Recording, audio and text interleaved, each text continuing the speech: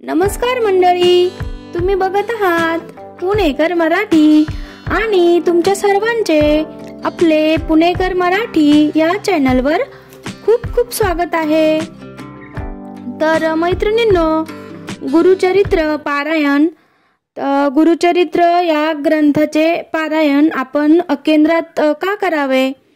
तर आता असे नाही की आपण गुरुचरित्र ग्रंथाचे पारायण आपण घरी केले तर आपल्याला त्याचे फळ भेटत नाही, तर असे अजिबात नाहीये। परंतु असे नाही की आपण गुरुचरित्र पारायण जर केंद्रात केले तर त्याचे फळ आपल्याला मिळेल आणि जर आपण घरी केले तर आपल्याला फळ मिळणार नाही, असे अजिबात नाहीये। आपली स्वामी आई आपल्याला आपण शुद्ध अंतकरणाने सेवा केली आणि ती जर कुठेही केली, फक्त आपलं अंतकरण शुद्ध ठेवून जर आपण सेवा करत असू तर आपल्याला त्याचे फळ आपली स्वामी आई देतेच देते। परंतु आपण घरी पारायण करणे आणि केंद्रात पारायण करणे यामध्ये एवढाच फरक आहे की समजा एक सेवेकरी एकटाच घरी गुरुचरित्र पारायणाला बसला तर 7 दिवसात त्याचे फक्त एकच गुरुचरित्र पारायण वाचून होईल। पण तोच सेवेकरी जर केंद्रामध्ये सप्ताहात सामूहिक श्री गुरुचरित्र पारायणाला बसला असेल तर एकाच वेळेस किमान 500 सेवेकरी पारायणाला बसले तर त्या संपूर्ण 500 पारायणांचे पुण्य त्या आपल्याला मिळते।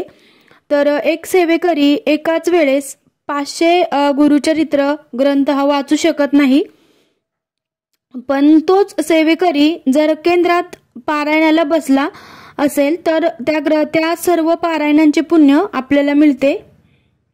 म्हणून परमपूज्य गुरुमाऊली नेहमी सांगत असतात की एकट्याने सेवा करण्यापेक्षा सामूहिक सेवा करा, कारण सामूहिक सेवेत प्रचंड मोठी ताकद असते।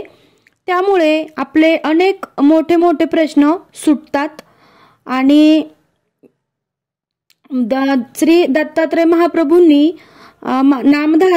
नामधारकास अति सामान्यांना गुरुप्रणीत मार्ग मिळावा म्हणून श्री गुरुचरित्र सांगितले आहे। श्री गुरुचरित्र हा 5वा वेद मानला जातो। श्री गुरुचरित्र हा साधा ग्रंथ नसून दैवी शक्तीने भारलेला सिद्ध मंत्र रूप महाप्रसादिक आणि वरद ग्रंथ आहे। श्री गुरुचरित्राचे पारायण हे आपण अंतकरण शुद्ध ठेवूनच करावे। श्री गुरुचरित्र 3 दिवसीय वाचू नये। वैयक्तिक पारायण आपल्याला 7 दिवसाचेच करायचे आहे आणि 7 दिवसाचेच पारायण करावे। श्री गुरुचरित्राच्या निष्ठापूर्वक पारायण जर आपण केले, श्रद्धा ठेवून आपण जर पारायण केले तर आपल्याला खूप चांगल्या प्रकारे अनुभव येतील आणि आपले जे आपल्यावरती संकटे आहेत तर त्यातून मार्ग निघण्यासाठी त्यातून बाहेर पडण्यासाठी आपल्याला मार्ग नक्कीच निघेल आणि हे निष्ठापूर्वक पारायण अनुभूतीपूर्वक साक्षात्कार आपल्याला याचा होतो। तर या ग्रंथाचे वैशिष्ट्य आहे की या ग्रंथाचे वैशिष्ट्य असे आहे की जे दुःखितांना, वेगवेगळ्या प्रकारच्या शापितांना, असाध्य आजार झालेल्यांना, जे जारण मारण भानामती म्हणजे ज्यांना बाहेरची बाधा आहे, करणी बाधा आणि पितृदोष असणाऱ्यांना देखील हे गुरुचरित्र एकमेव साधन आहे।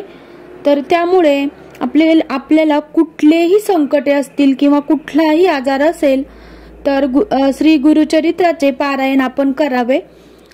श्री गुरुचरित्राचे पारायण आपण एकदा तरी करावे, ज्याने आपल्याला चांगले अनुभव येतील आणि आपल्याला आपल्या समोर आलेल्या संकटातून बाहेर पडण्यासाठी आपली स्वामी आई मार्ग दाखवेल। तर त्यामुळे सर्वांनी गुरुचरित्राचे पारायण करावे। तर मैत्रिणींनो, निष्ठापूर्वक तुम्ही हे श्री गुरुचरित्र पारायण करा, तुम्हाला चांगले अनुभव नक्कीच येतील। तर भेटूया आपण पुढील व्हिडिओमध्ये। जय संतोषी माता।